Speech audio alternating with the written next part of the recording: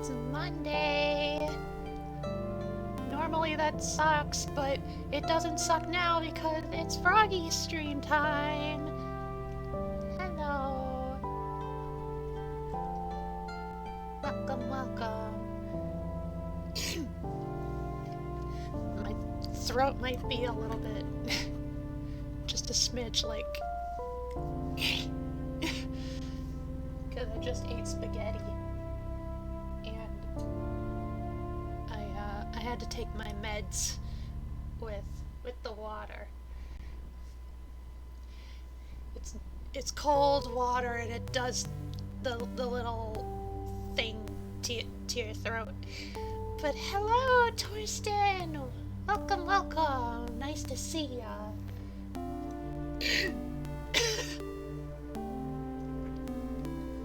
Okay. Yay!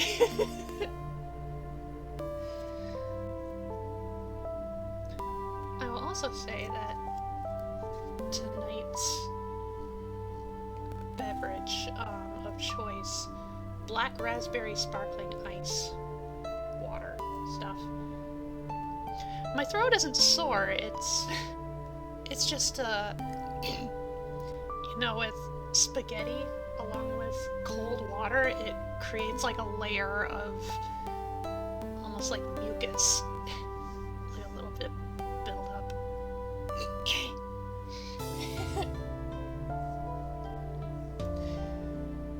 It's a little bit unfortunate given what I plan to do tonight, which, by the way, tonight is going to be relatively chill because I'm going to be reading to all of y'all. I'm going to be reading a little story from the plethora of,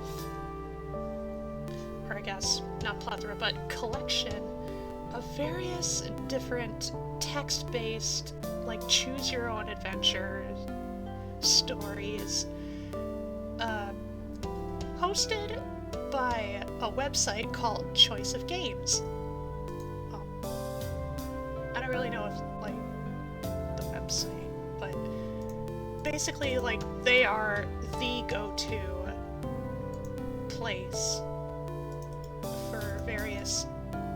for basically that type of game genre. I'll just post a linky right there. I think most of the games, BGM is a little louder than me. I can adjust that just a smidge. I don't want it to be too soft.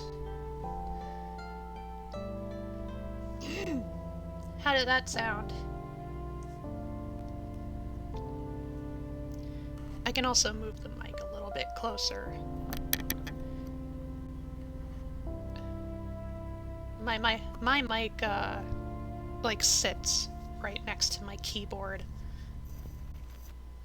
I try to put it like as up front and in my face as I can without actually poking me in the face.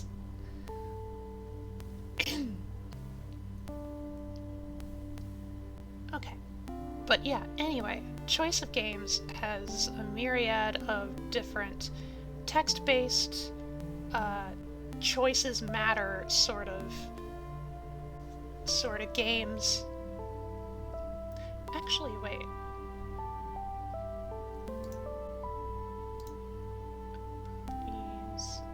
Okay, that's good.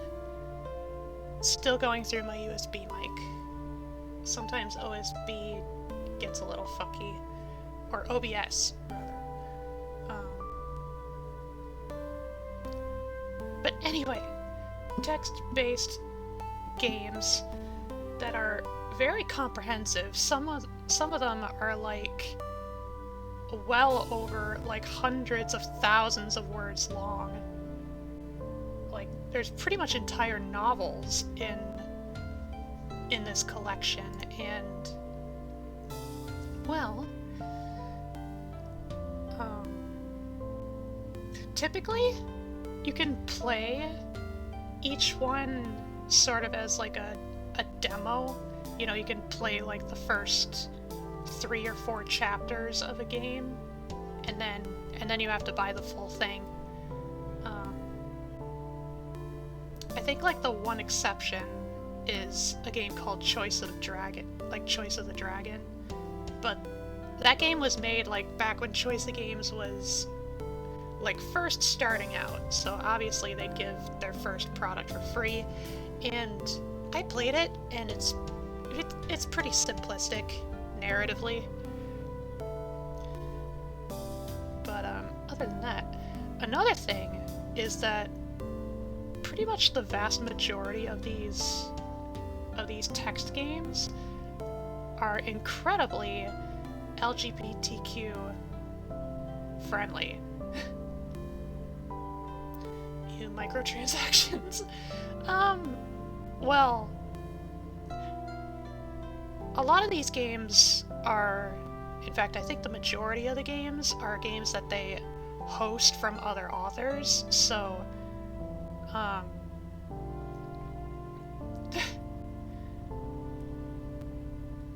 so at the very least, like, they're not stealing that much money from going to the authors. So yeah. Used to play Choice of Dragon a lot as a kid. No way! What a coinky dink. But, anyhow, tonight I'm going to be playing one such game called MOONRISE. It has werewolves, and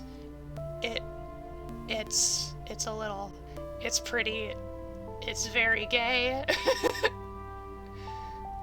Hello, Box Admiral! Hello! So this time around, this stream, you can feel free to, you know, probably just leave this up in the background while you do other stuff. I'm really just gonna be reading. I don't anticipate any visuals to pop up. Progress not deleted in Elite. Nice! I've actually been playing a little bit more Elite in my off time, starting to get used to it. I'm dedicating myself to boosting the influence of a particular anarchy faction. I also got more ships, so that's nice. Anyhow, I'm probably gonna leave. Hang on. Okay, I just wanted to check to see if my BGM was still at the same levels between scenes. Had more skins since I last played, and some of them are quite good.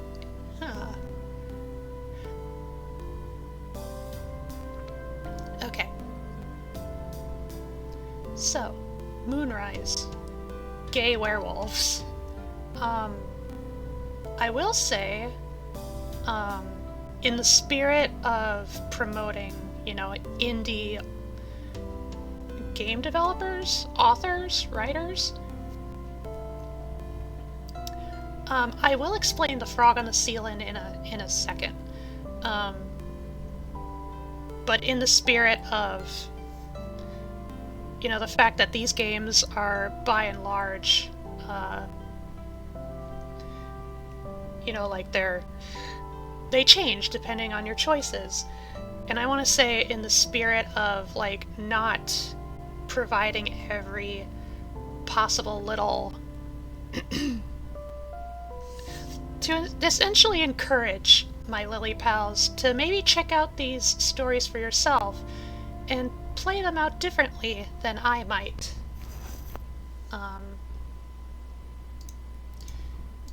You know, I'm gonna say I'm only gonna play through this game once in a way that works for me. And then if you want to see more, you can check out MOONRISE on Choice of Games. Once again, I will paste the linky right there. This one in particular is a hosted game, so when you get to the website, there's like a tab between like different options. You click on hosted games, and then you can just Control F Moonrise. But anyway, last note. Ooh, excuse me. Last note before we get started. That little yellow frog up there, normally reserved for RNG, whenever he might pop up. RNG's little stream frog is doing a little bit of a service to me this stream, because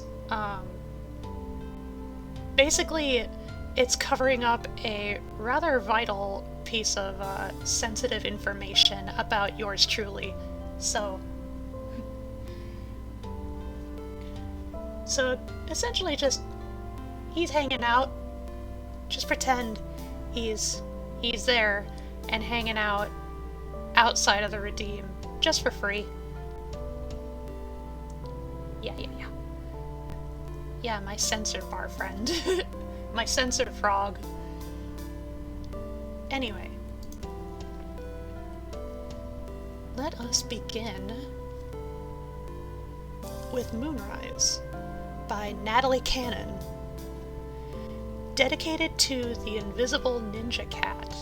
I don't know who that is.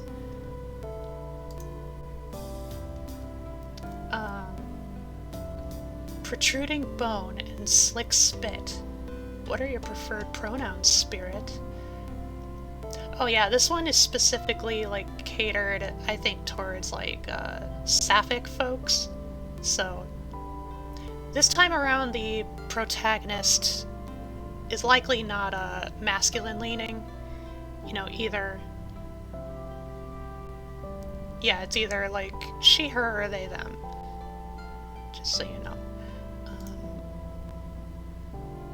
Oh, trigger warnings. That should be good. Oh wow, it's comprehensive. Okay. List of trigger warnings. This game contains some potentially upsetting material. While anything can trigger unwanted remembrances of traumatic experiences and acute stress reactions, some are more common than others. Below is a list of core trigger warnings in the game. These are not listed to make potential players feel unwelcomed. These are here as a warning to give players time to prepare themselves to encounter these topics and approach these experiences on their own terms. I hope you enjoy playing the game. So, there are mentions overall of blood and gore, identity dissociation, animal death, body horror, violence, I already said identity dissociation, mention of homophobia, mental health, mental illness, death, stuff like that. So, if any of those things make my lily pals uncomfortable, you can feel free to tap out, either now or anytime throughout the stream. I totally understand. I want my space to be safe. But that said, let's get back to the game. I use she, her. Neat. And you are a trans person, cis person, other, prefer not to say. Like I said, these games tend to be incredibly queer-friendly, so... You know, if you want places that provide, like, queer content, queer representation, queer stories, Choice of Games, you should probably check it out. Lots of stories like this. But now I'm wondering, should I play as myself, or should I, like, make a unique character? Play as... Should I do a little bit of role-playing?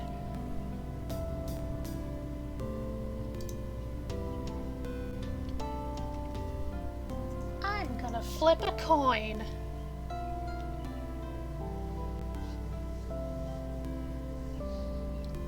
Let's see.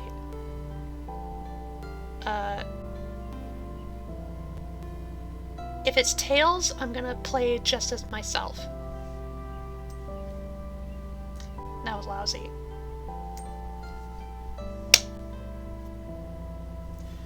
I am just playing as myself. Okay, so I am trans. Yes. You are spirit of the female persuasion. We shall hear you roar. As soon as the curse takes, as soon as the waiting human body is changed to your liking. Some call you a curse, some call you a blessing, but you are definitely a wolf. I mean, I'm actually a frog, but for the purposes of this game, I'll play along. What kind of wolf do you wish to be? Fierce, a creature of the deep darkness, crimson blood, and howling starlight. Ooh. I like that phrasing. Or civilized. Your body may be strong and strange, but your heart is entirely human.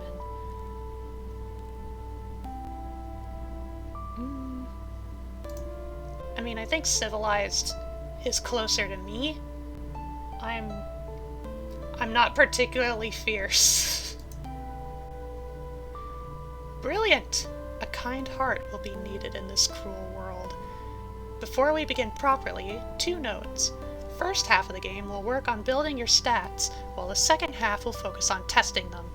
This passage point will be marked. During confrontations with other powerful characters, you may perish. Since you can die, approach confrontations in a manner that favors your strengths. Your stat screen will always be available to check what your strengths are. Second, this game allows you to romance up to 3 different characters if you so choose. Your stat screen will also show how romantic a light the various love interests view you in. Done. You have waited long enough for a bite to birth you.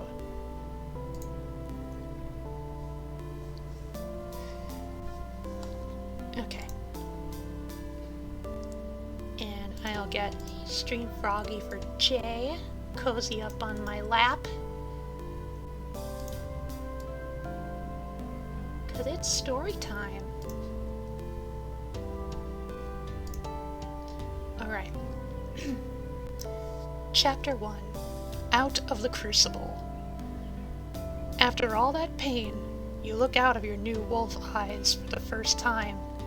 You breathe your first lungful as an entirely new being, born again in the midnight moonlight and faint blue-lined stars. You run. Someone screams, but you ignore them for the joy of blood pumping in your rearranged veins, for the sleek caress of wind through your newborn fur, for the 100 new smells in your nose, grime and smoke, then change to wet earth and the spice of pine and oak bark. You slow only when the morning fog closes in, to claw a warm home out of the soil, to cushion your bed with thistledown and to curl up for sleep. Twilight begins your time. You know this by instinct, and you wake up hungry. The moon peeks heavy and beautiful through the treetops, on the opposite end of the sky of golden light. Your stomach rumbles threats. Breathe deep to taste the light breeze. Twitch your ears back and forth to listen. You smell the matted, downy undercurrent of a rabbit warren in one direction. In the other, you smell the grease of sheep. Which do you chase? I want to check my stats real quick. So right off the bat, I have 20% in empathy, responsibility, and defense. And then I have nothing for bloodthirst, uncanny, or snark. Well, snark has gotta change. We gotta remedy that. Okay. So I could pick the rabbit warren, the sheep, or I go back to sleep.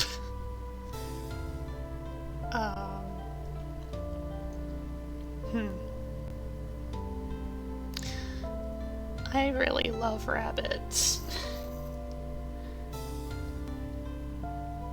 In both ways. You stalk delicately towards the scent, light on your toes, and careful the wind favors you. They are blinded and anosmic to your predatory shadow. You spring. The blur of their shockingly white tails does not distract. You chomp merrily into your feast and dig the rest out for second and third courses. Delicious.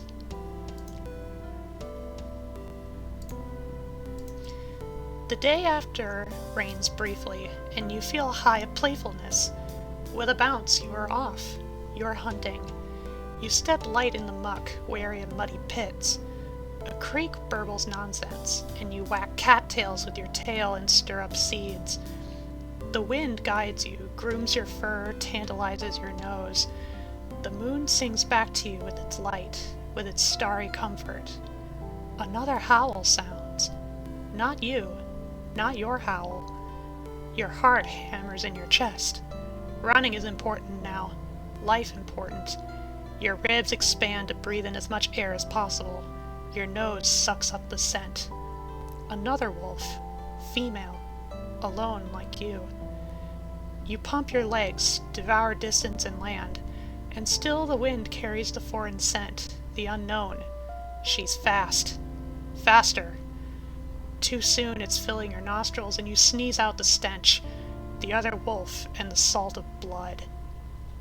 You spin around to face the intruder. The stranger is smaller, almost fox-like in her minuteness, the way her fur is black ringed and powdered with white and red. A dead rabbit drips red from her jaws, and your yellow eyes narrow. The stranger stares. You stare back, hackles raised. The stranger drops the rabbit, raises her chin, and growls. The sound vibrates in the fine bones of your ear. It's a familiar sensation, but not one you remember. Who is this strange female exactly? The stranger growls louder. On instinct and impulse, you put your tail between your legs and bow your head. You can't fight this stranger. Something in you tells you not to fight. The stranger comes closer, and you two begin to greet each other properly, sniffing and snuffling. You lower your hackles, but you're still nervous. What does this new female wolf want? Friend? Foe? The new wolf finishes her sniffing and takes the rabbit back in her jaws. She drops it at your feet, sits, and waits. Can you hunt? Can you eat? She's asking. Yes, of course I can. You rip off a foot and chew, proud. See? The other wolf watches closely for a minute before joining the supper. Together you gobble the animal down. Pack. This must be what pack feels like. So, if memory serves, wolves are quite big, and compared to a rabbit, I don't think sharing a rabbit will probably make a suitable meal for two wolves. I think they're gonna need more sustenance. We are gonna need more sustenance.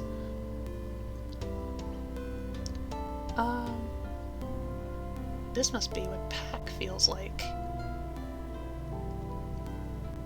Rejoice! Something's wrong. It's daytime. Sun time. You fell asleep curled against your packmate, happily memorizing scent and furry touch, and now your packmate is gone, and a two-legger is sitting like nobody's bothered. Not cool. You growl loud at the intruder, the way rattlesnakes shake their tails. Your hackles are up, your hair is raised, your mouth shows your teeth. This person is not welcome here, not welcome at all. And they have the utter gall to reach out their hand to you, to extend their fingers like chewy little snacks in offering? Does this person want her hand bitten off? She smells almost just like your packmate. What? It's okay, the woman says. Her voice carries a smooth lilt of accent. It's okay. Tentatively, you sniff the hand, the proffered fingers. Your tail wags of its own accord. This person smells nice, like fur and sweat and dirt. You lick them. You are not supposed to attack this person. My name is Alice. Do you remember your name? Your name? Wolves have no need of names. You are a wild thing. It took me a while, Alice says. Think about this name business, or what about pets?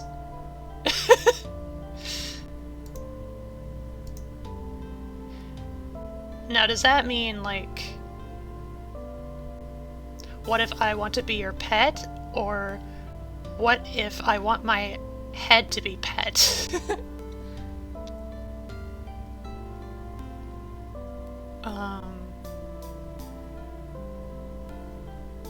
Think about this name business. Alice scratches under your chin, and you love it. Little pleasant jitters bounce across your skin. You wag your tail harder. I'm sorry this happened to you. I'm sorry I did this to you. It's just... Alice's eyes well up with tears. You can hear her breathing struggle and sob as she wipes her eyes. They were after me again, and I saw you. You looked so fit, so strong, and I knew, so spur of the moment, like everything else I do, I bit you. It's just so hard to be alone. Alice cries, and you make a high-pitched dog whine of displeasure. You stick your snout in Alice's face and huff, nuzzling her cheek. Pack. Person pack. But I thought... I had this feeling. You needed it. Like you were meant for it. I don't know if that's a good enough excuse, but it's all I've got. Giving up on speech, Alice's arms circle the wolf, and she buries her face in fur, breathing deep. You sit and let her.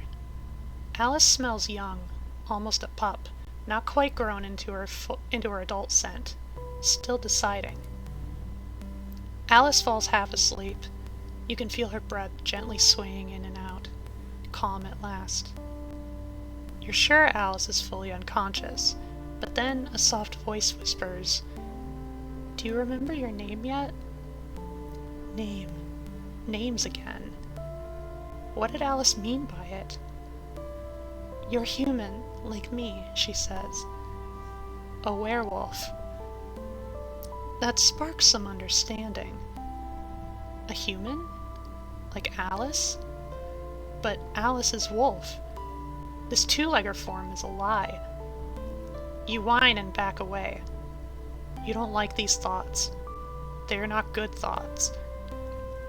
Hold yourself together, Alice says. She sucks air through her teeth and stands slowly to her feet. Watch this. Fur erupts from Alice's skin, breaks out like happy fungus on new decay. Alice tilts her head back and hunks of teeth elongate out of her mouth. Her nails shrivel and blacken into claws. Her bones grate and scrape against one another in unnatural shrill breakings, shrinking and enlarging to dog form. Her eyes roll like cue balls into the back of her skull and roll forward yellow. The transformation is fucking terrifying, and you back away in fright. As soon as it's begun, it's over, and your packmate returns, and starts walking west, out of the forest, back toward the city. What the hell? You want me to follow you after that? Follow her immediately. No, I want to stay in the forest. Fight her.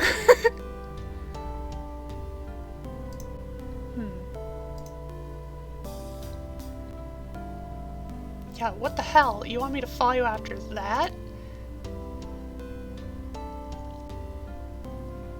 Alice hears your soft backward step against the wet leaves and whirls around. Before you can make a move more, she snuggles beside you, makes her packmate's scent waft around and floofs her tail. Calm settles over you and you follow her all the same. At the end of the day, you instinctually trust Alice. Chapter 2. Repossession. The forests fade like the sun's light, and leaf mold secedes to sidewalk. There's less hiding places, more trash and gutter water than birdsong and streams. Bird song. Alice seems an expert at the urban, digging through cans and scraps with relish. She teaches you. The smells in suburbia are disconcertingly familiar. The faint slime of the air, the exhaust fumes of cars, the nicotine from the elderly sucking on cigarettes. Are they important? Is it true you once belonged here? When your spirit was born, someone screamed, and you get the distinct impression that they live here. That sound came out of a nearby mouth. It makes your hair rise, and your skin prickle. The moon rises, and Alice leads you to parkland caged by buildings. The soft grass grows silver green. She transforms to her second self and asks, "All right, what's your name?" You don't know how to respond. You can only howl, bark, whine, and growl. Alice sighs and sucks in air through her teeth. Don't you remember something of being human? Your parents? Do you got a partner? Remember their face? Faces always help me. You can't stay in the country forever. I want to graduate secondary school. It's only right. Alice leans down to scratch behind your ear. You know, I think this is why humanity hasn't figured out about werewolves. I mean, the lore is there for all to see, right? Read it in school. Read it in school. But I suppose so many wolf bites turn into missing person reports. People get lost in the wolf's mind and end up wild dogs. Like you. This would be perfect if Cassandra would let me have a pet. Would you like that? Kibble? Walks? On the street, like, 'cause there's lots of scents there. Enough to mask mine. You want to ask, just how many other werewolves are there? Who's after you? Or do you know who the screamer is?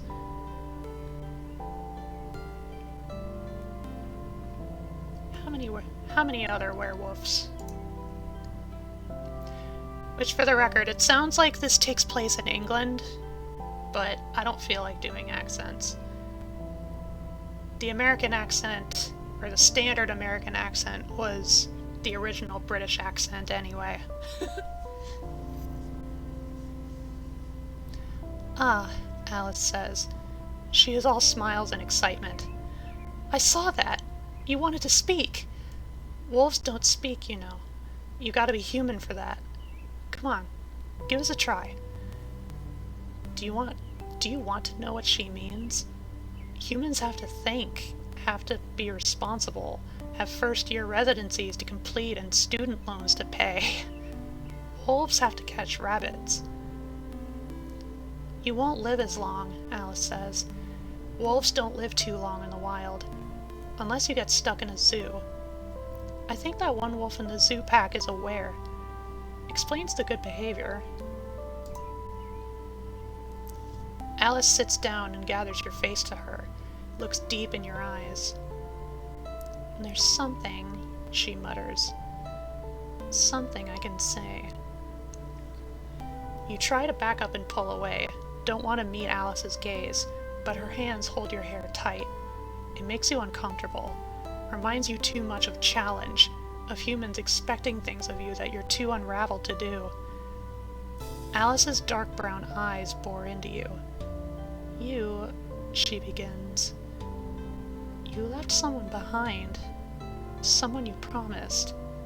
Who are they? Your ears perk. They. The screams. They! Alice says, transform. I need you to transform. She growls, finally frustrated. "You're not meant to stay like this," she shouts. "You want to help people instead of destroy them, and I need help." You tear yourself away in shock. That was your promise. You promised not to destroy, like your family did, but to heal. Skin traps fur. Teeth dull, ears migrate to the sides of your head, fingers stretch from your wrists, feet and knees bend in their proper places. Your voice comes last. Rosario. "Your name is Rosario?" Alice says, eager. "Hello." Collapsed on the ground, you hug your knees to your chest and shake your head. It feels like you've been swimming in deep, dark water without bothering to come up for air. Maybe you forgot air was important. "No. My name is..." And it offers Lucy? Maleva? Alex? Heather? Larry? These are very clever references, but they're not my name. Please, let me input it, please. I don't know any of the references here, so... Plus, I'm playing as myself, so... I almost put down Issy. Gwyn. Okay. Go on. What's your surname? Alice says. It's gonna be alright.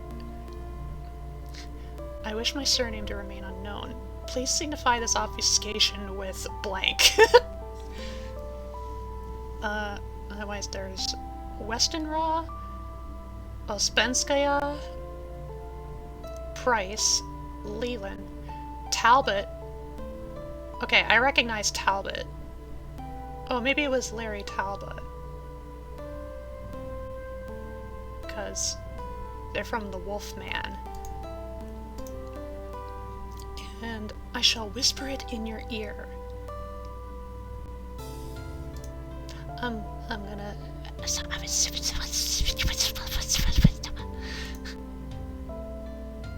Oh.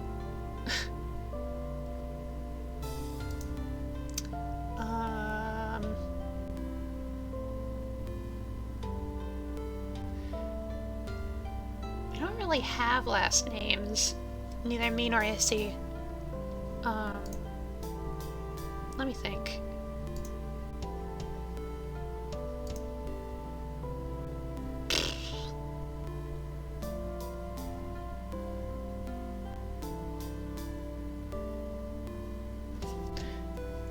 Gwyn LaFroche.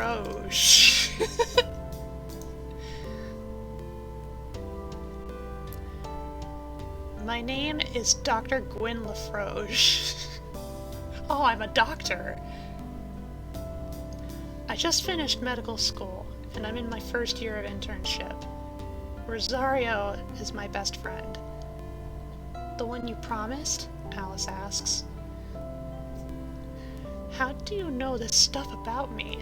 You counter, avoiding the question and sitting up and palming the soft grass. You feel dizzy. The dappled moonlight is making the landscape whirl. Wolfish intense and wants to be damned. The electrical paths in your brain are shot through with memory of who this vessel was before. You want to close your eyes, but don't. You focus on Alice. Alice has frizzy corkscrew hair that moves when she moves, like gentle extra appendages. Alice shrugs and her black skin shines. I just do, like I knew you in the park. Anger.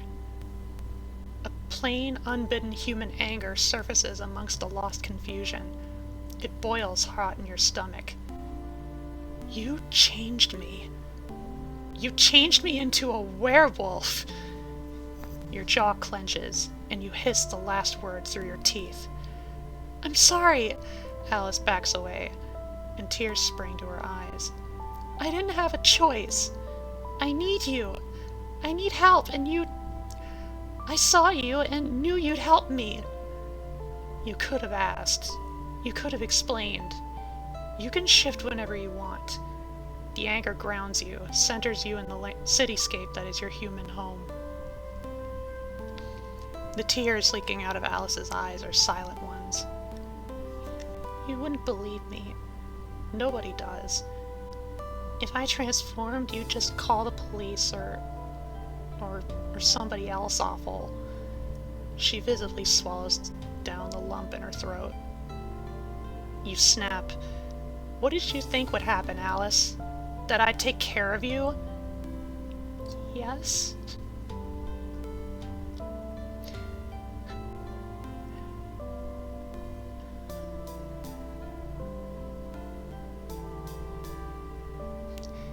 You were right. Of course I will. Alice's relief is scrawled on her every muscle. Really? Yeah. I'll really help you. Oh my god, thank you, Gwen! Thank you! Your arms are suddenly full of teenager, who hugs you like a lifeline found. You carefully place your arms around her to return the gesture. For you to resort to transforming randos, something or someone must have majorly failed you, you say. I'm sorry the world isn't kinder. Alice says nothing, which is probably the most worrying response of all. Your stomach roils. Alice must sense it because she lets go, so you may curl up to put your head between your knees. Ugh.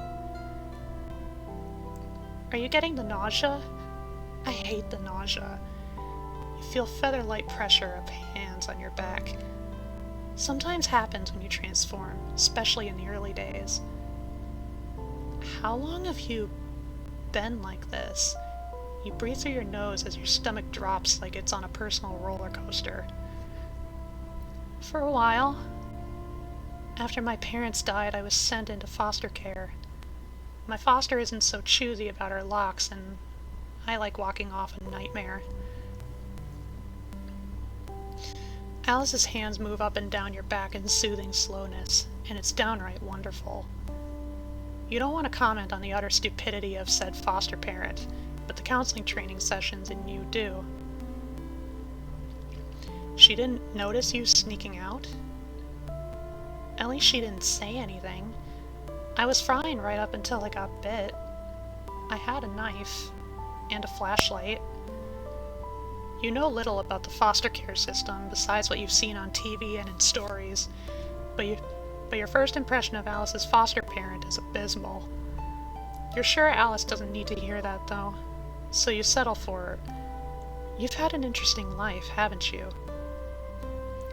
You can hear Alice shrug. She continues to pet your back. I've had one, yeah. It would be easier to be mad at this girl. Easy to rage.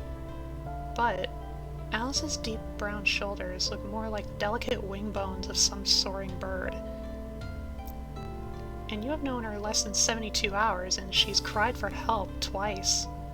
A wreck. A wreck of a werewolf with the bones of a bird. You sigh. Okay, let's go. How do I transform back? It's better if you stay human for a while. Establish it as your first form. You breathe through your nose again. Okay, then we're gonna need clothes.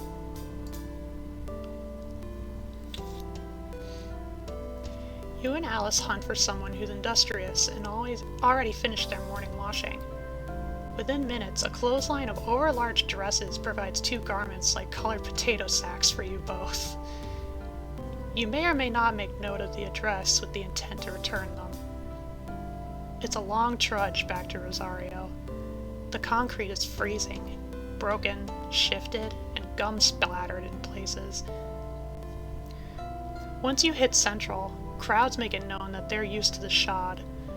Your toe is stepped on 6 times, and whatever expression is on your face makes people apologize. You were fine with crowds before this, but now nerves tickle the back of your neck. and the smell of so many different types of shampoo makes your head spin. There's just so many. Were there before? A distant longing for home and bed fills you. You spot an electric sign with the date. It's Monday? You've been gone 5 days. That was your whole desperately fought for time off residency. And then some. And you spent it running around the countryside. Let me try that again. That was your whole desperately fought for time off residency. And then some. And you spent it running around the countryside. Great. At least you've only missed your Monday shifts, should you choose to return to your training. You reach your former street and have to stop yourself from running. You glance at Alice and note her gaze darting around madly, noting everything. She's probably nervous. She starts worrying her lips, too, and it hits you. Oh, the pack. The mysterious pack she keeps talking about is probably here, too. But so is Rosario. You alight on your destination's doorstep. After a minute of buzzing, Rosario opens the door. How do you react? Go the classic hug and snark, embrace them, or brush past them and go straight inside with minimal pleasantries?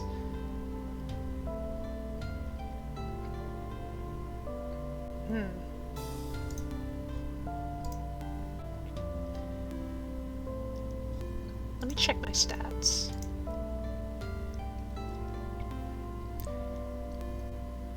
I have a little bit more empathy. I have a slight tinge of bloodthirst. I'm up to 30% responsibility. Still 0 uncanny. A little bit more defense and a little boost of snark.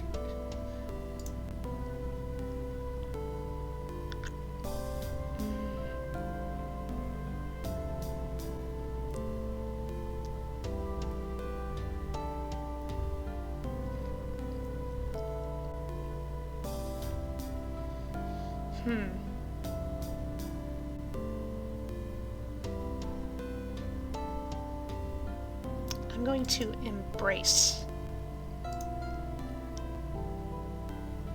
Gwyn! They launch themselves in your arms. They've been crying. The flash of puffy red eyes are enough for you to know. Last you checked, you do not, despite what's happened to you, consider yourself a spiritual person. You like to remain with both feet on the ground. But it's hard not to think a higher power when Rosario is so present and real in your arms. I thought I would never see you again, they say. Oh my god, Gwyn. I know. You shush them, soothing.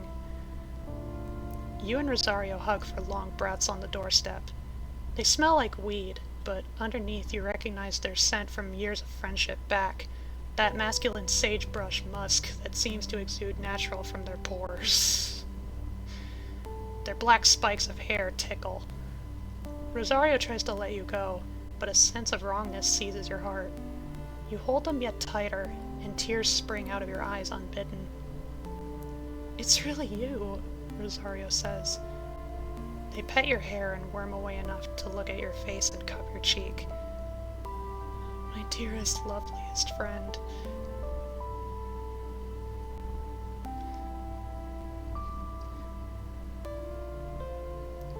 That broke my immersion a little bit.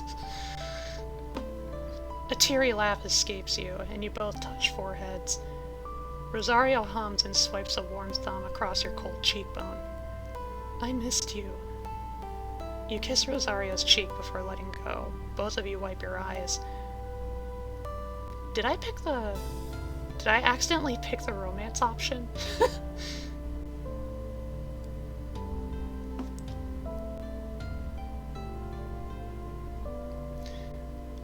Rosario shakes himself and asks, how did you get back? It's a long story.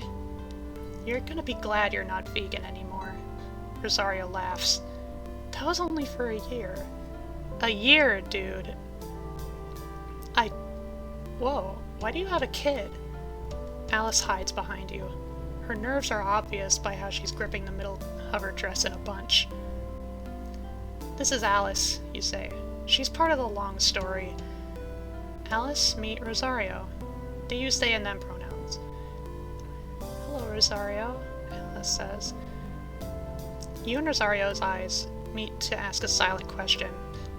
Is she homophobic? Minutely you shake your head. Alice hadn't so much as blinked when you brought up your own pronouns during your walk here. Rosario understands and nods.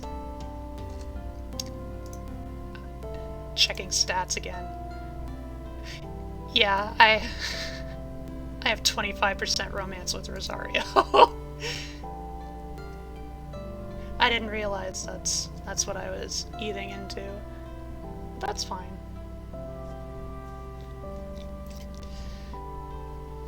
Besides, what Rosario hides is the ordinary brand of human experience, not anywhere near lycanthropy.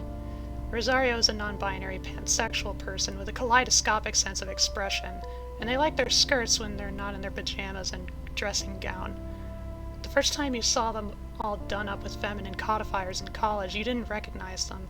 Wondered who had let the prospective student into your science writing through the ages class.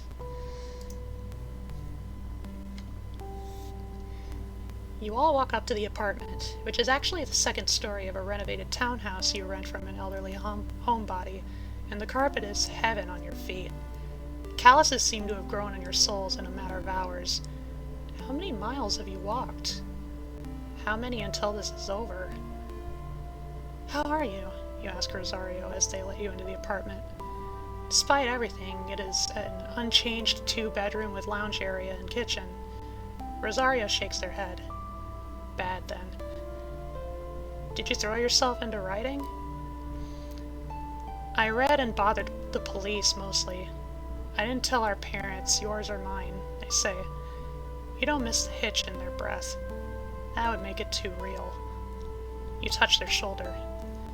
We're okay now, Rosario. And they glance at you and then nod. I told your residency that you were missing, but the police would find you any day. I didn't want you to lose your spot if you did come back. You tell them the truth. I wasn't quite sure I'd make it back. Rosario smiles and says, I'm so happy you did. They shake themselves again, put a bright smile on, and flounce to the kitchen. Now who would like some tea? But I don't like tea, you say. Rosario points to Alice. She's upset. Upset people get tea. You're not sure how Rosario managed to already pick up on that, but they're not wrong. You give a big mock sigh and steer Alice to the leather couch, which immediately tries to suck you both into some alternate couch dimension. You squirm your way into sitting straight, and Alice perches on the edge, her hands clasped in her lap. You remember your first day of high school, the way you'd put your hands together like that, so to seem normal, seem obedient.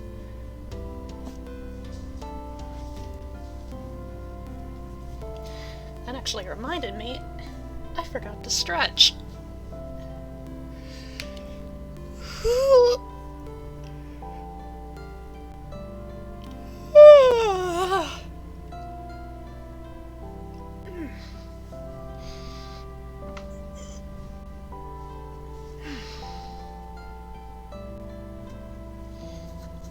Might as well have a swig.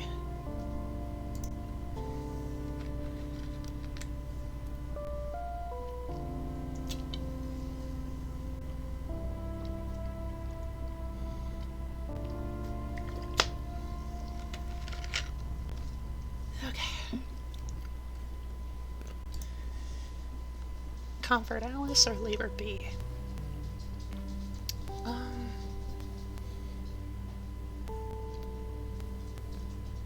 Comfort. Hey, it's okay, you say to her. They're good. Alice looks at you with a grateful expression. You take her hand, give it a squeeze, and let go. Much more relaxed, she sinks into the couch. Her eyes flick to Rosario, who's practically dancing in the kitchen and currently opening a top cupboard with their foot. So they're a writer, and you're... Alice asks.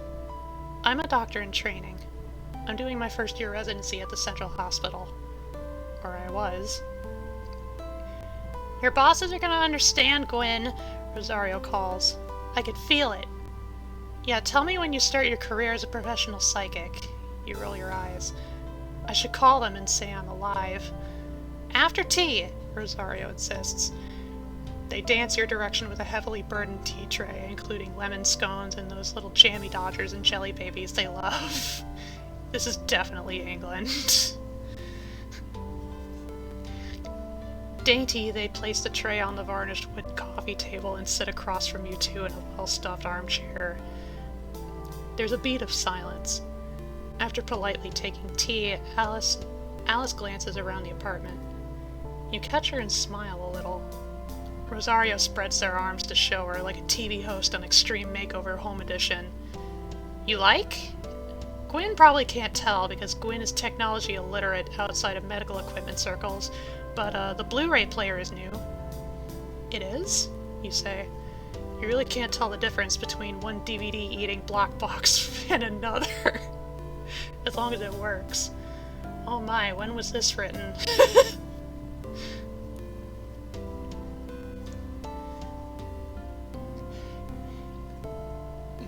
Yes. Well, I didn't tell them. My parents could sense I was distressed, so, as typical, they threw money at the problem. You turn to Alice and explain. Rosario's parents are loaded. Well, more accurately, they're going through marriage and family counseling and feeling incredibly guilty about my whole shithole of a transition, and are trying to convince me to not pretend they totally don't exist, Rosario explains. So they pay for stuff. Rosario's here on a fellowship with its own pay, you say quickly. For some reason, it's important that Alice thinks the best of Rosario. Alice tilts her head. Somebody's paying you to live in Central and write? Yep, Rosario says happily. Best gig ever. And I may be able to teach after this. And people say writers don't care about job security. You sigh, fond and proud. It feels so good to be here, even dressed in a printed sack of potatoes. Happiness is warm and tight in your chest. But enough about me, Rosario says, picking up the teapot. Tell me everything that has ever happened to you. Chapter 3. The Thin Line. You wake up the next morning feeling refreshed and ready to begin the day. Normally, in the regular human life of your inherited body, you'd call the head of the teaching program, Dr. Selby, and the junior supervisor, Dr. Cadwallader, to report that you're alive and would like to come back to work. Student loans and rent will only crush you faster without an income. But you're a werewolf now, and things might have changed. The park, for instance, is lovely this time of year.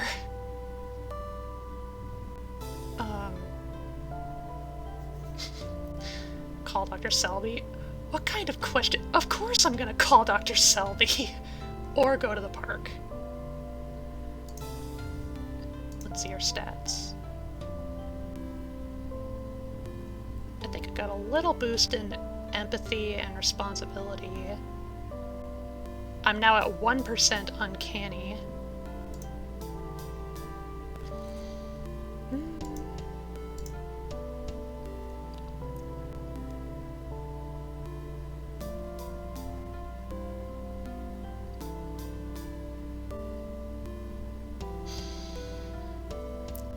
I would probably call. I get phone call nerves, but nevertheless. You call Dr. Selby to tell him you're not missing, and really, really hoping you can make up for this hiccup, and you won't have to reapply or start over. Dr. Selby makes a surprised noise and lets slip he hadn't even noticed your absence and wouldn't you call Dr. Cadwallader, the junior supervisor, to do all the necessary paperwork? You then call Dr. Cadwallader, who replies that he hasn't filled out the exit paperwork, so it's okay, and are you sure you don't need more time off? Your file says you have a history of mental health issues. My specialty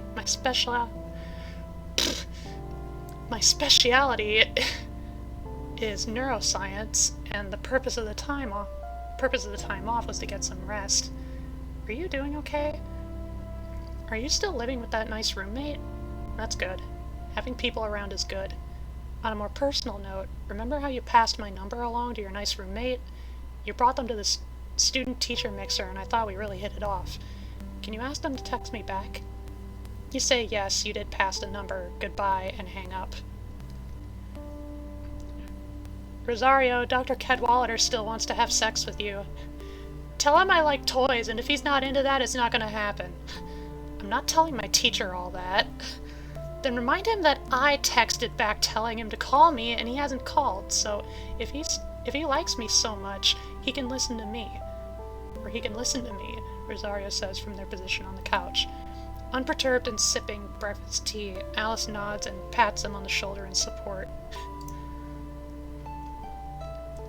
You push through the door to your first year locker room and drain the last drop of caffeine out of your sugar cookie latte. Ooh. Oh, that got me. Oh, I want one.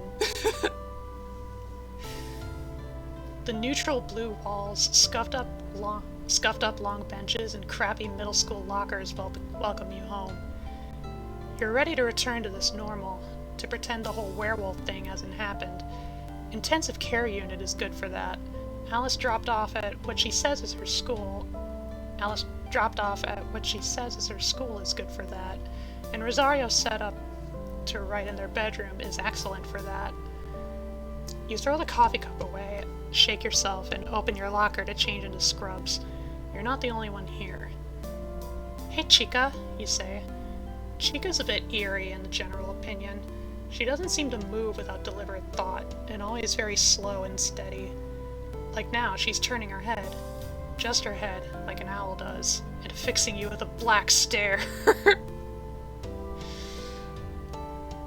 I love her. Say good morning. Good morning, Gwen, Chica says, emotionless, almost robotic. You were gone one day longer than planned. I took over your duties. You're in the middle of pulling off your shirt, and that's good because it hides your blinking blush. Another reason people find Chica eerie is how, well, to put it plainly, plainly beautiful she is. Her long hair is like swept up midnight in a bun. Her cheekbones are sharp, sculpted brown, and her fingers are gentle, calloused, and deft. When your head pops out of cloth again, the soft, penetrating darkness of her gaze is as intense as a burning. You stutter out, thanks for that. I'm really sorry. Everyone's had to make such a fuss. Can I take a shift of yours this week? It was really big of you to take on mine. I feel I should repay you. You settle your uniform shirt. If you're not mistaken, Chica's eyes glint, like she's in an anime. Shit. Don't take my shifts. Is there anything I can do for you, then? I'll think of something. Chica promises before turning away to exactly close her locker and spin her lock. Her spine is ramrod straight as she passes, and she smells of ivory soap and violets. God damn. Chica doesn't get to make her slow exit, though, because Naoki bursts into the locker room. Chica despises Naoki. They're polar opposites. Gwen! Naoki yells. Before you can even properly pull up your scrub pants, Naomi's arms smother you in their warm, welcoming bulk. You're back! We thought you'd quit the program or something awful had happened! Nope, I'm still here. You grin into Naoki's shoulder. And I also still need my entire ribcage to work. Oh, Naoki says in her high, sweet voice. Oh! Stepping back and giving you room. You use the space to properly tie up your pants. It's brilliant you're back, though. I missed you so much. Elaine! Elaine and I baked you welcome back cookies! Elaine's a woman literally covered from collarbones down in tattoos of different scenes and people from mythology. Elaine lifts up a wicker basket full of chocolate chip and sugar cookies with rainbow sprinkles. Well, that explains why Naoki smelled so strongly of flour. Hey, stranger. You wave. Hey, Elaine. Thanks. Figured everyone could share. Did you two re-dye your hair? Naoki squeals. Dyeing her hair is one of her favorite activities. Yes! The box called this color azure. Do you like it? Elaine wanted to go all pink undercut again. I told her if she's going to experiment with hair colors, she should experiment with new colors. But no, same old magenta. Hey, I like magenta, Elaine defends. And it's not like I'm stopping you from getting all the weird colors you want. Azure my butt, it's turquoise. Azure is not turquoise, it's completely different. Meanwhile, Chica is squashed between the banter, unable to exit. She stills and goes into what you like to call statue mode. What do you do?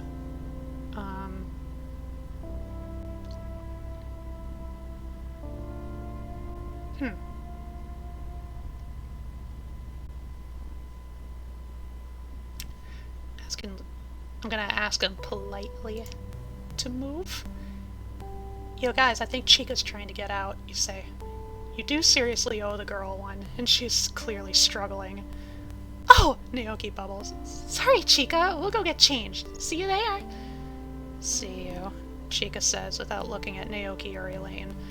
Instead, she gives you a purposeful glance. The hairs on the back of your neck raise, and heat flushes your cheeks. Eerie.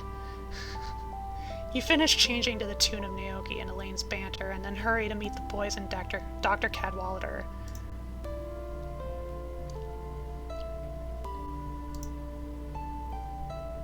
Oh! Hello, Dextra! Having people around is good, and being good is good, but I do prefer being evil.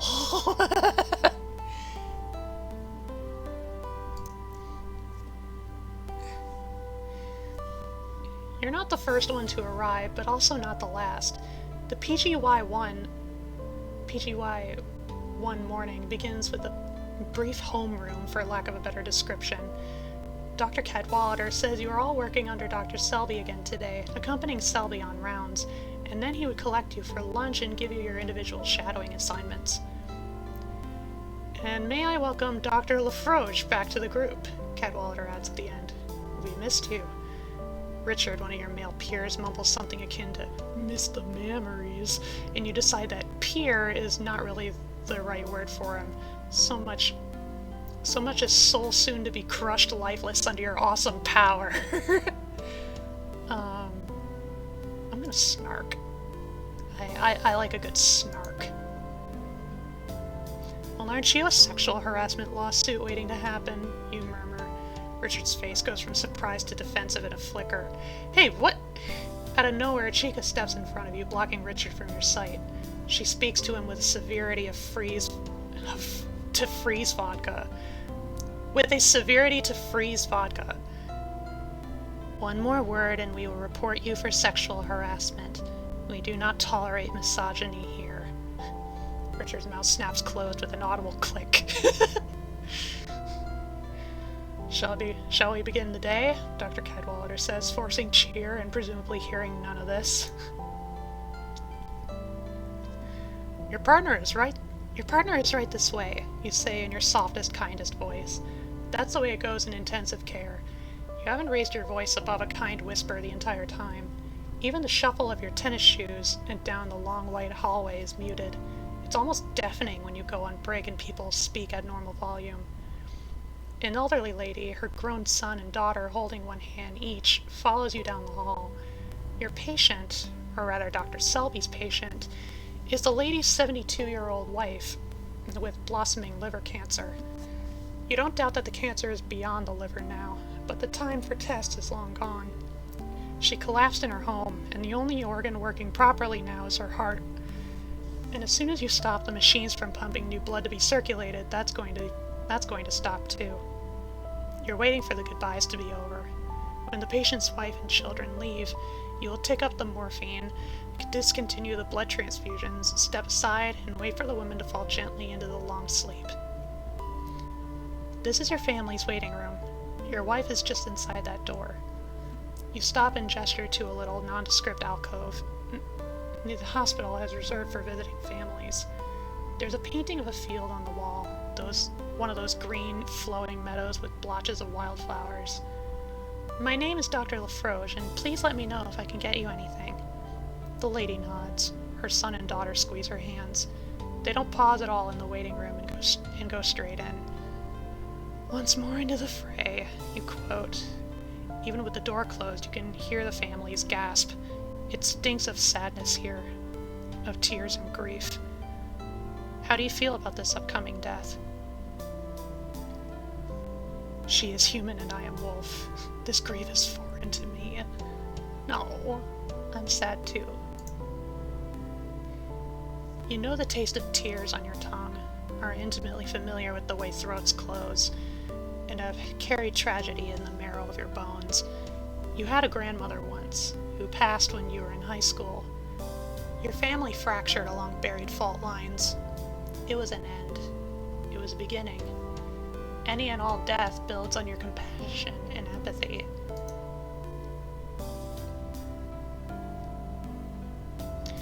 You move on.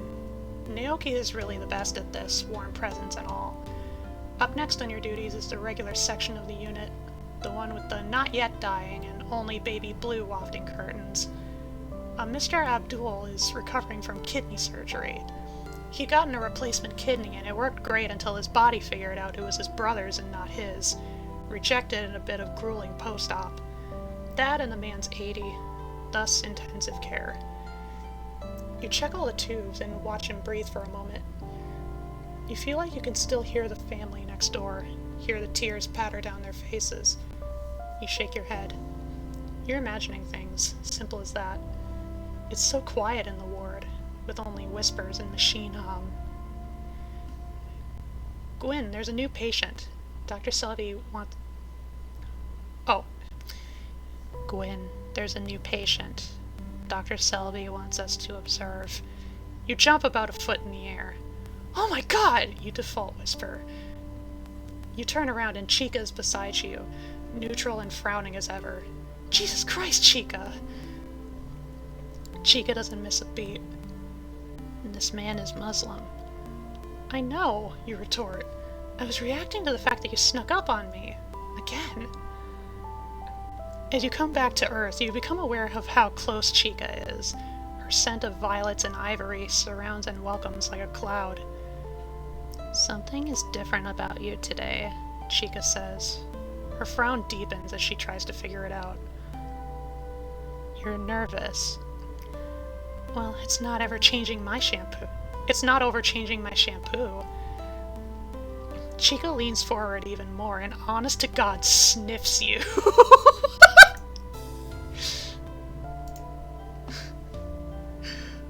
I freeze.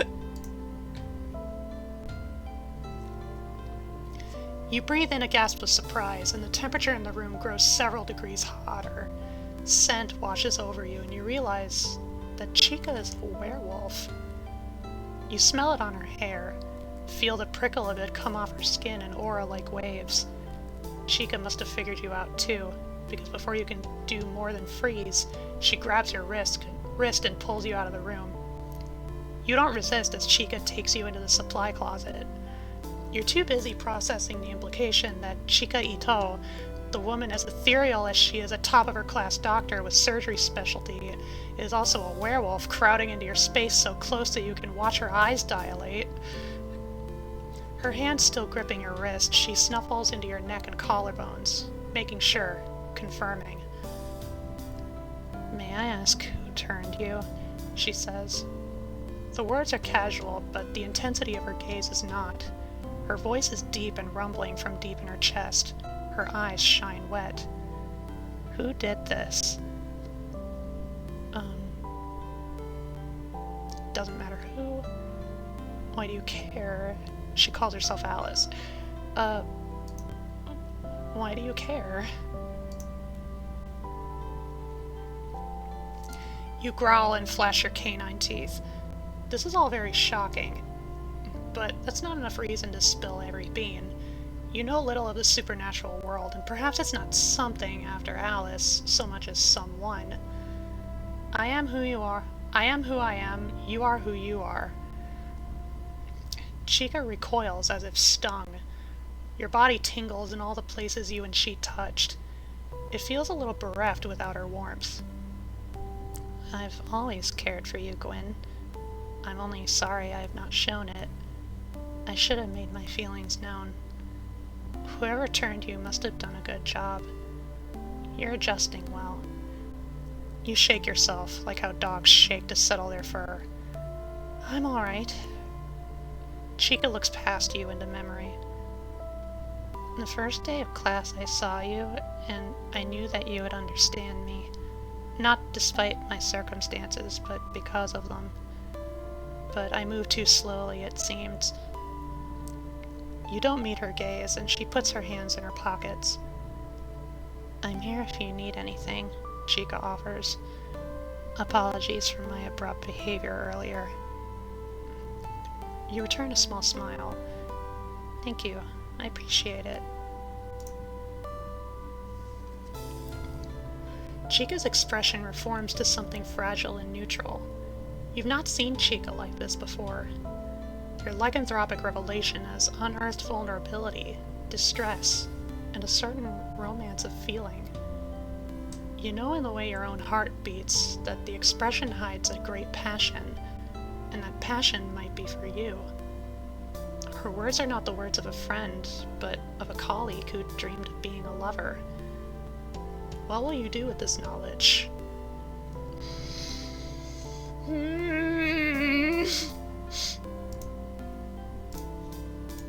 Stats. Okay, I took a huge boost to snark.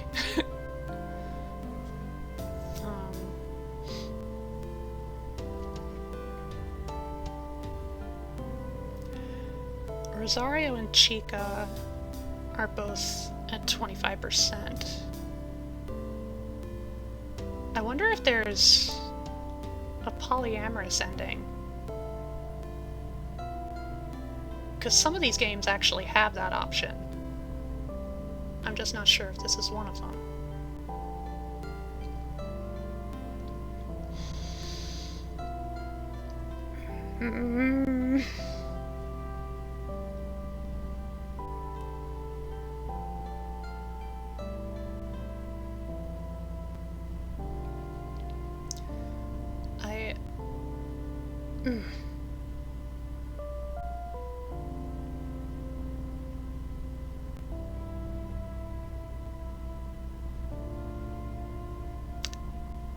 Let's go, gays. There was no great distance between you before, but there's even less now. Surprise and gratitude stiffen and then melt Chica's spine. You cup her face in your rough hands to deepen the kiss and draw her lithe body flush against yours again. She is impossibly warm, and your core heats impossibly more. The kiss is soft, thorough, and deliberate in its intentions, right up until the point your hospital pagers beep in shrill tones. You growl in displeasure, transforming the kiss to nibbling her bottom lip, but she pulls away to breathe kisses into the crook of your neck and cling for one moment longer. We've stayed so long that Dr. Selby noticed. Can we talk later? Or, no, that was me. We've stayed so long that Dr. Selby noticed. Can we talk later? No, that was her! Ah! You nod, and together you exit the supply closet with a careful distance between you. Okay, how does it look now? 50%! Hell yeah.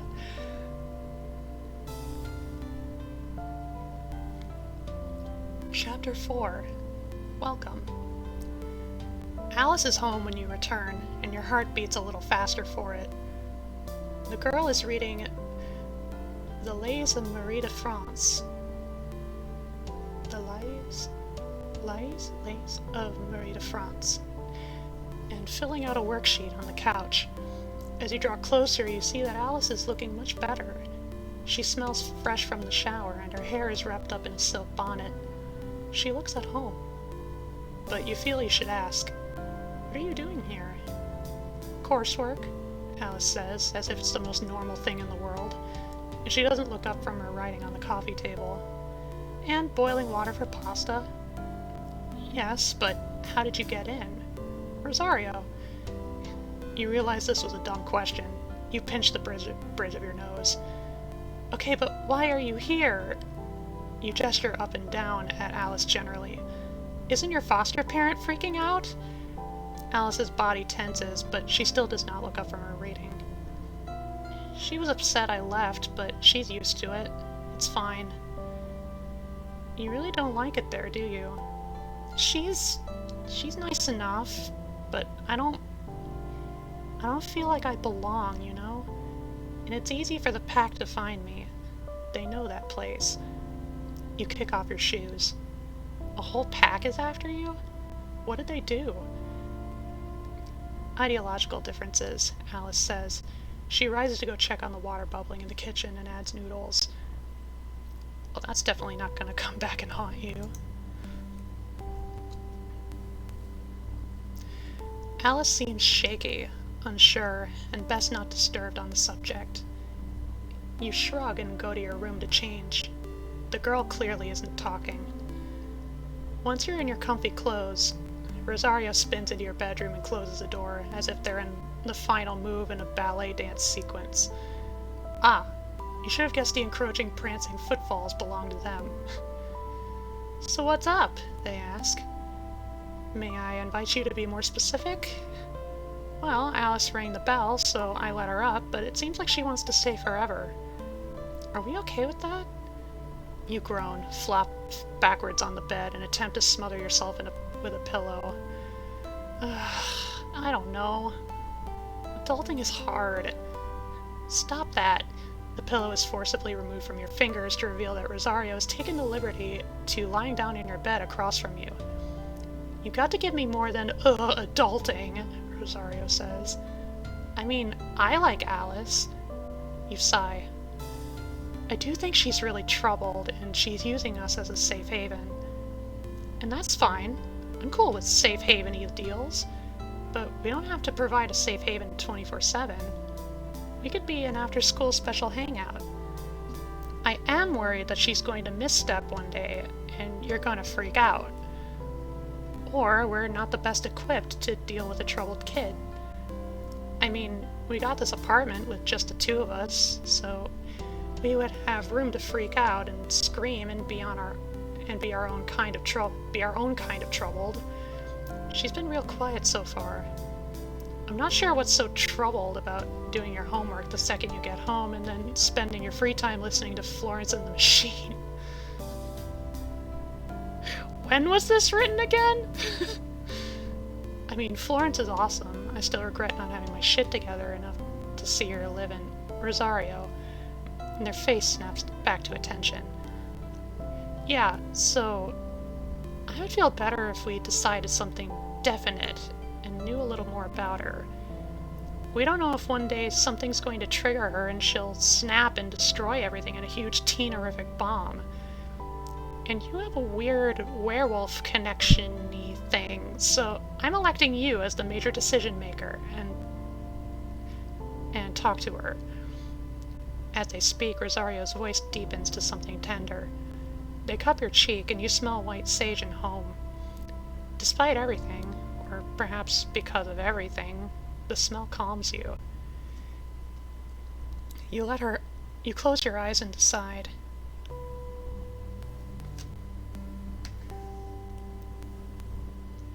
Look.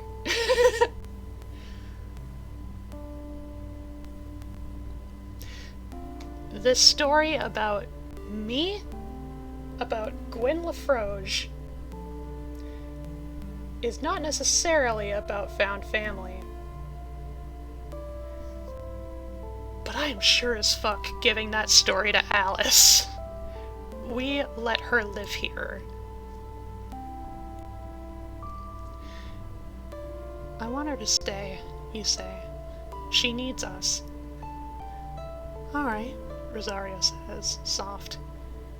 Their fingers brush across your cheek. It makes your chest rumble in pleasure.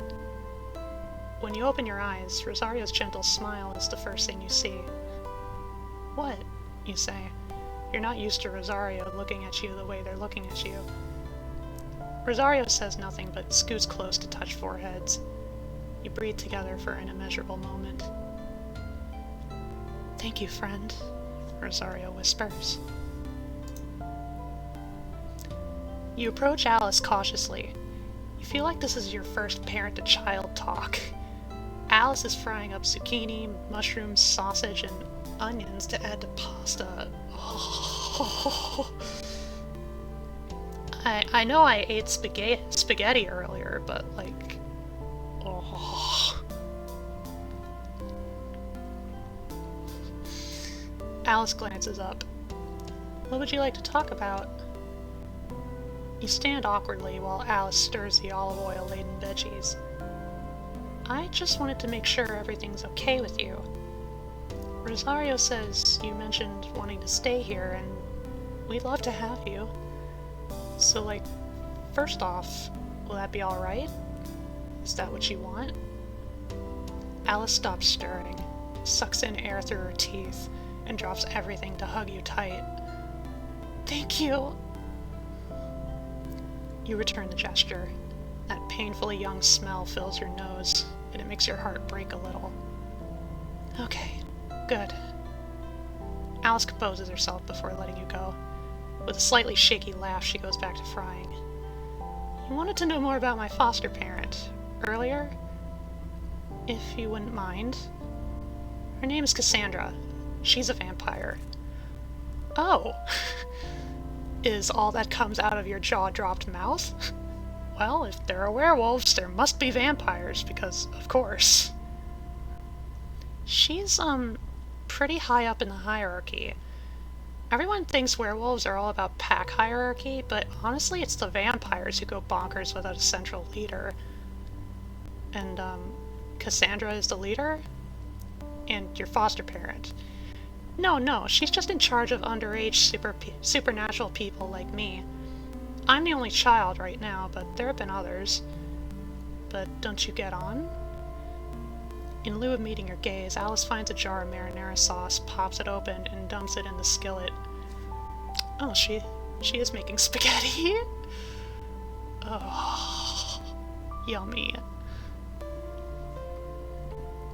My school counselor, I meet with her a lot, says that my intuition is really sensitive to my environment.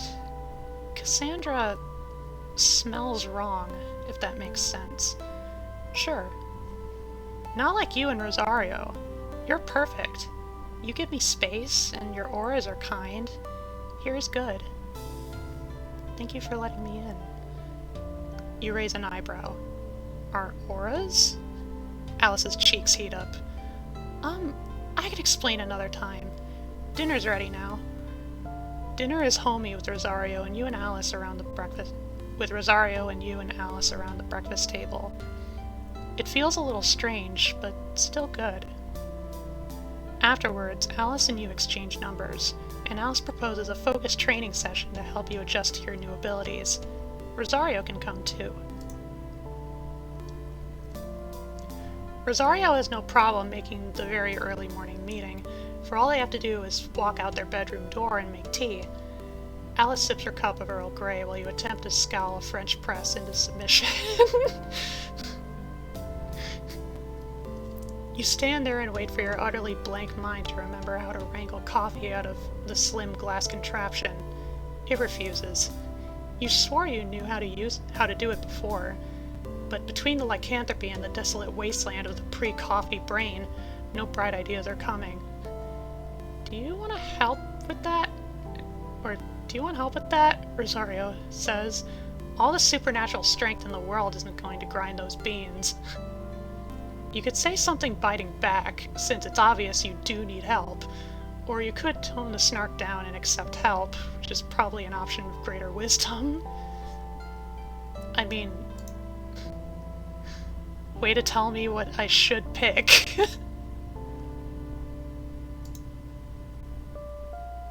Sometimes blunting your prickly edges gets you caffeine. Like a mage performing magic, Rosario measures out the correct amount of beans, grinds them in a grinder. Is that what the squat stabby thing is for? You thought it was a dirty paperweight. Dumps the ground beans into the press and pours hot water over the lot. This is the most important step, they say, raising a finger in emphasis. You watch them critically and don't realize what they're doing until they're hugging you. You huff amusement into their neck and return the gesture. Aww. After a deliciously warm moment, Rosario spins out of your arms and pushes down the press to reveal a dark elixir of life known as coffee. Excellent. You grab a mug, add plenty of sugar and milk, and gulp a mouthful down. Yes. This is true to life. I love coffee.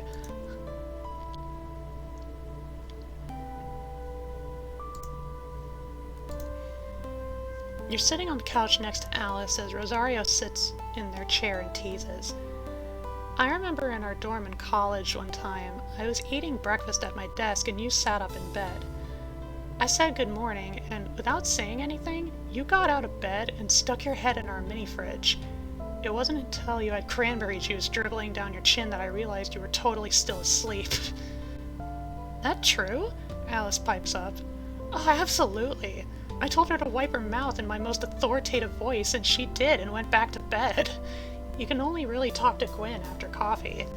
Or at least attempted coffee. You stick out your tongue. Anyway, what did you want to show me, Alice?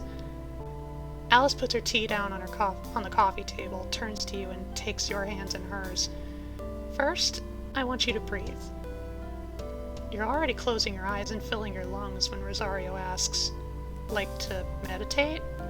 Yes. Alice's voice comes in soft, like airy cotton against your skin. Take another breath and feel the interior of yourself. Find the wolf and know the animal is not the enemy. It never wanted to be the enemy. It can no more act against you than your own hand could. Once you achieve balance, you can pull your wolf shape whenever you like, though it's easier the closer we are to the full moon. On full moons, we have to turn.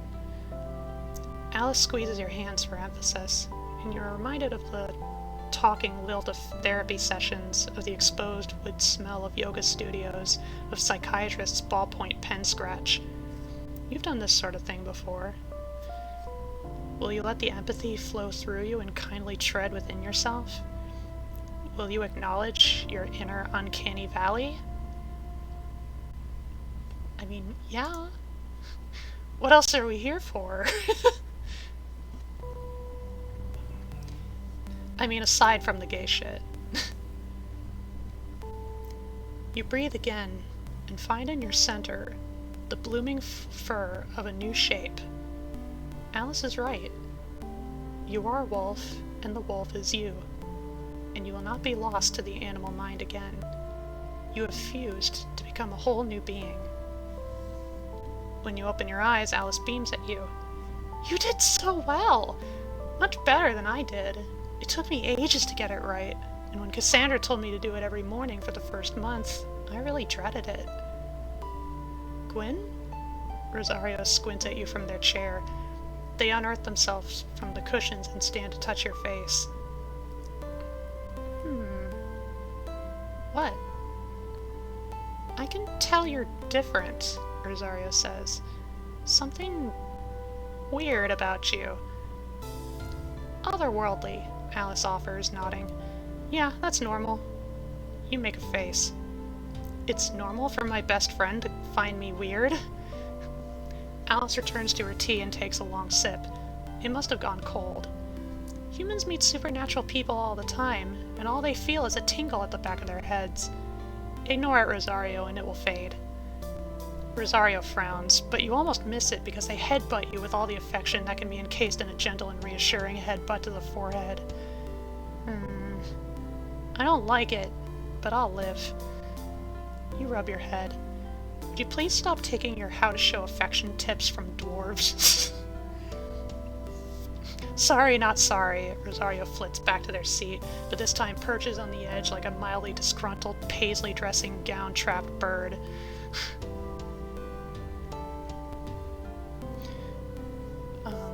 Ignoring Rosario's sulk and addressing Alice, you say, "So you're saying I should have a mini meditation session every morning for the first month? You can do it whenever or as often as you like, but don't stop daily meditation until you feel completely in control and balanced.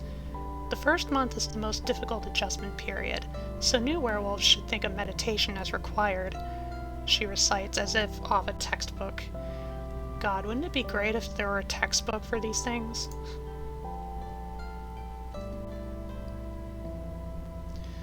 Alice stands in a clear spot in the room and starts to stretch. Another method of helping our human and wolf sides bond better is more physical. Wild wolves are very protective, and so it follows that our wolves are protective of us. I, want to survive. All it takes to turn is thinking about being the other, or feeling like we need the other's power to get out of a difficult situation. It helps keep the wolf calm if the human knows self-defense. Question, Rosario says. Are werewolves more afraid of humans or other animals? Alice places one arm across her chest and holds it there with the other. Her face turns inward and pondering. I know wild wolves are quite frightened of humans. People have killed them for generations. But also, our first instinct is to murder, you blurt out, knowing Rosario will keep digging, so you might as well say it plain. I can be afraid of humans, but I'm not naturally inclined that way. Wolves are not indestructible, but we're close. No one thinks of silver bullets until it's too late. And if we shift, we heal. Alice shrugs. Gwyn, stand up. I'm going to teach you to sing. While Rosario regains her humor with fond nostalgia of off-key karaoke sessions, Alice coaches you through elbowing the solar plexus, slamming a heel on the instep, striking the nose with a palm, and kneeing the groin. I feel like I should be teaching you this, you say. Alice is much shorter than you, and the height difference is a constant reminder of how much younger she is. They say that if your children don't teach you, then you've raised them wrong, she replies, frowning at the fist you formed. Only put your thumbs over your pointer and middle fingers, or stick to open palm hitting. After a bit, Rosario offers to be practiced on, and Alice reminds you of both your techniques and your will to fight. Remember who you're protecting and how far you're willing to go to make sure they're safe.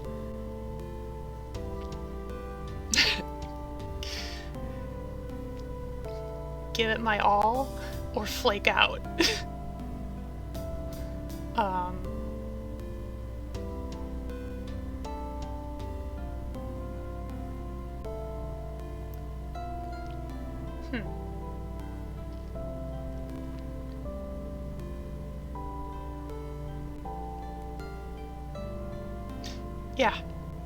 Yeah, let's go anime. Oh no, you have defeated me! Rosario says as they flop onto the couch after. I am mortally hurt! You are not, you smile, handing them a fresh cup of tea. Rosario peeks up from behind their fingers, which they have placed with theatrical flair over their face. They whisper, I know, but I'm boosting your confidence by pretending you have. Don't wolves do that too? That makes you laugh. Thank you for letting me practice on you. You're a great help and friend, Alice adds from the kitchen, where she's rustling through cupboards for snacks. One last thing. I don't want to overwhelm you, Alice says, returning with granola bars. The masquerade. We're going to a ball? Rosario perks up. I have the perfect Oscar Wilde cosplay. Based. Wait, if you're wearing the suit, what am I going to wear? You may not own a ball gown, but you do half own a production's cast-off Victorian-era gentleman's suit with a green carnation glued to the lapel. Alice laughs, but the sound of the bitter edge. No, no, it's not a party. I think it's a reference to something in literature. You automatically turn to Rosario, whose mouth is clacked shut. Rosario? You prod. What's she talking about? Rosario isn't meeting your gaze. It's a literary trope, for when the supernatural community must keep their existence secret from the normal people by any means necessary. They pause for a beat, and it makes your heart race. Am I in danger? They ask Alice gently.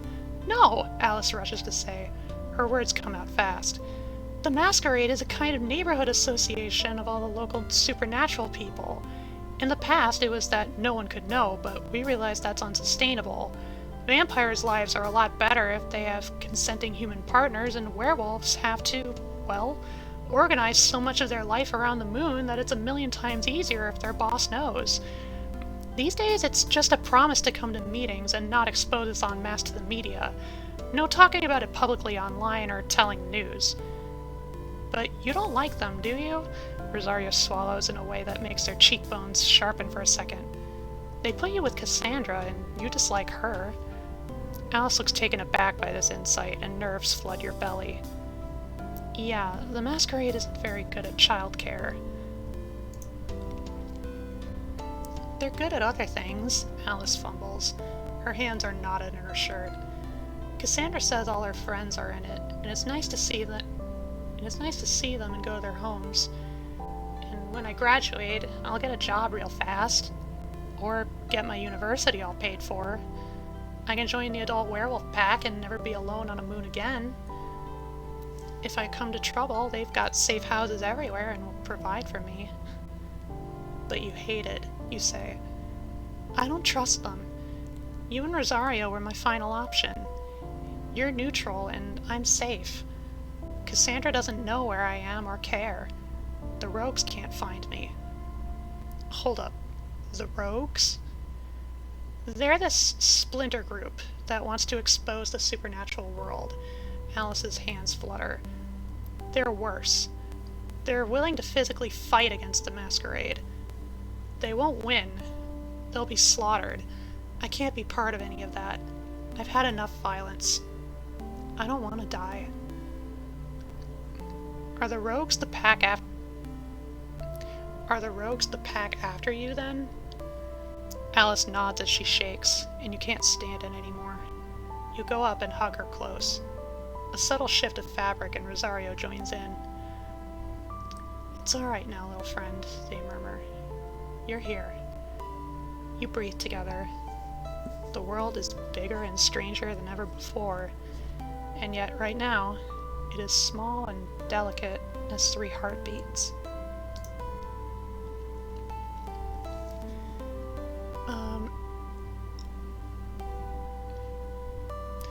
Now that you have your bearings and have let Alice into your life, how would you characterize your not exactly parenting style? What parenting?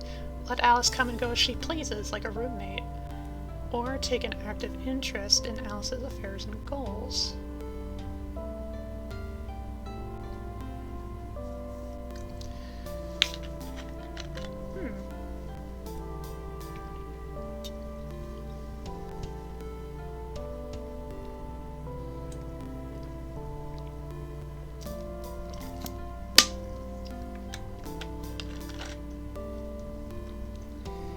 If we're doing this based on, like, if I were in this situation, I would probably pick come and go. I don't really feel like the actively parenting type. I don't have the energy.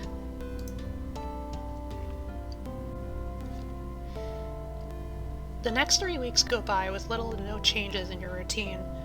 Alice comes over after school, cooks something to eat, does her coursework, and sleeps on your couch underneath Star Trek blankets. When she asks for help with something, you help, but you don't go out of your way to anticipate her needs or suggest group activities. You find yourself sleeping a lot. If not that, then training. Rosario is a more active presence in Alice's life. They teach Alice how to put on makeup, help her with her school essays, and make sure she gets to school on time. You even catch Rosario kissing her forehead goodnight. It's lovely to watch them from afar. Aww. See, it still all works out. Okay. Chapter 5. We're getting close to 10 o'clock.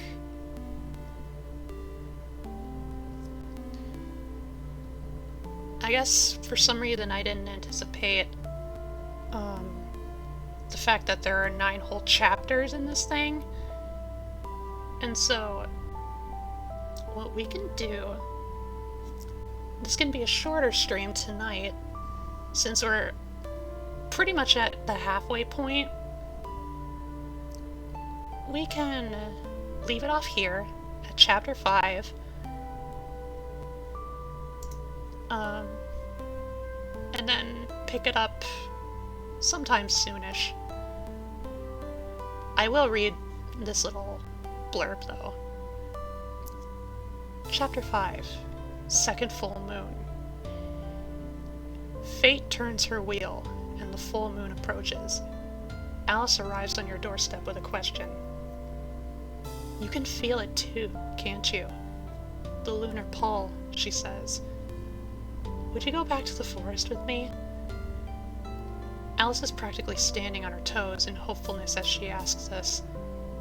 You don't have to, but it's safer in groups. We could take the train out and be back before my school starts the next morning. Will you spend the full moon with Alice? And that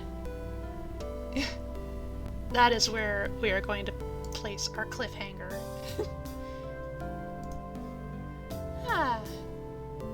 Fine read. I want to play now, to be honest. You should! Once again, I recommend checking out like the host of this game, Choice of Games, seeing what different titles they have,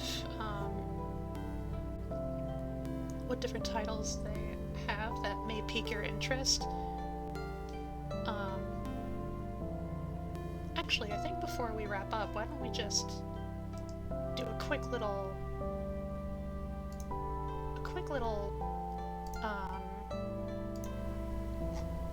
foray into some of their collection. So this is some of their games that, you know, the team and like a company put out themselves. And then over here we got hosted games, which is where Moonrise came from. So, you know, we have like here, Royal Affairs. Will you rule the roost at your exclusive boarding school, or be a royal disaster? Court publicity, sway the fate of nations, and find love. So, something like, you know, high school drama. There is no shortage of fantasy, paranormal. There's a few superhero ones, sci-fi. I've been getting into New Witch in Town. This one has been pretty good. Choice of the Viking. Social Services of the Doomed. Vampire the Masquerade. Revolution Diabolique. Summon demons to win the French Revolution. Witchcraft U. More Vampire Masquerade. There's a lot of stuff. Lots and lots and lots and lots of stuff. And then Moonrise you can find right here. Whoops. right here under hosted games.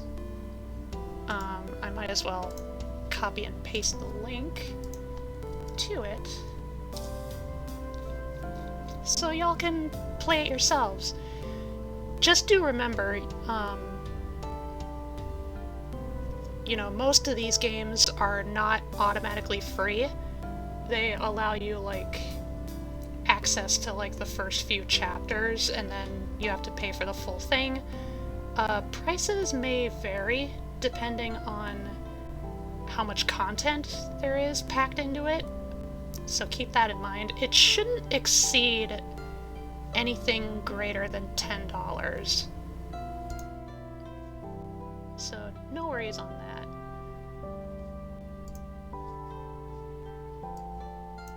But anyway, it's about that time, Lily Pals. It's about time to wrap up the stream as we settle into the night. But before we can properly settle, we need to find somebody to raid. I got the raid messages as they are. Alright. Friday.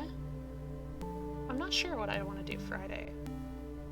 I know I said last Friday that I was like in the mood for something Toho related, and that's still kind of true.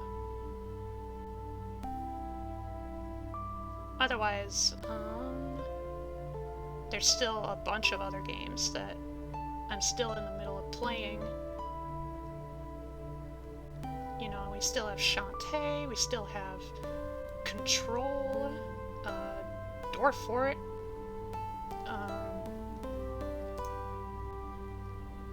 lots of stuff. But I will decide at the appropriate time. I'll decide soon enough.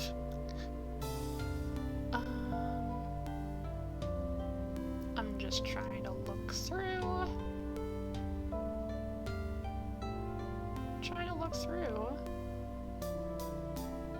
Where or who we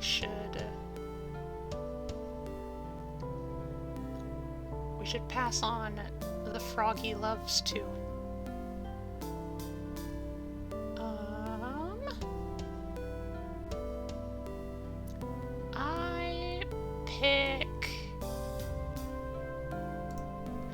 I pick Lee Short. A very good gobbo. She's popped in here from time to time. Lee Short.